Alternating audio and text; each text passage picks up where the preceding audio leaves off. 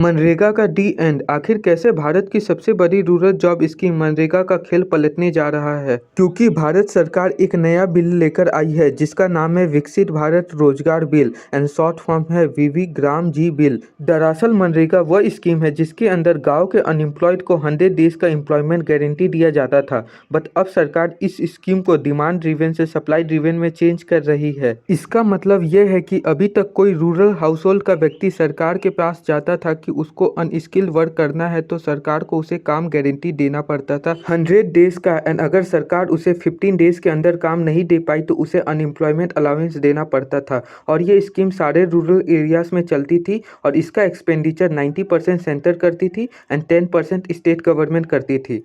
But अब change ये हो रहा है कि अगर अब आप काम मांगने जाएंगे तो ऐसा नहीं है कि आपको काम मिलेगा ही मिलेगा, क्योंकि सरकार ने बजट के ऊपर कैप लगा दी है। यानी कि अभी तक बजट ओपन एंडेड था, जितने लोग आएंगे उनको काम मिल जाएगा और फंड रिलीज करना पड़ता था। लेकिन अब सरकार ने फंड फिक्स कर दिया है, वो फंड खत्म यानी स्कीम भी बंद हो जाएगी कुछ टाइम के लिए। और ये सरकार डिसाइड करेगी कि ये स्कीम किस किस रूरल एरियाज में चलेगी। और ये जो वर्क है वो 100 डेज के बदले अब 125 डेज के लिए दिया जाएगा। लेकिन अब सरकार का खर्चा बढ़ गया है, अब ये 60:40 का रेशियो में खर्चा करना होगा सेंटर और स्टेट के बीच में, एक्सेप्ट नॉर्थ ईस्टर्न स्टेट। सरकार का कहना है कि वो ऐसा इसलिए कर रहे हैं क्योंकि बहुत सारा पैसा फिजूल खर्ची में चला जाता है। एंड दूसरा, अनस्किल्ड वर्कर कभी भी स्किल्ड वर्क सीखते ही नहीं है, वो इसी में खुश रहते हैं। सो आपको क्या लगता है, सरकार का यह कदम अच्छा है या बुरा?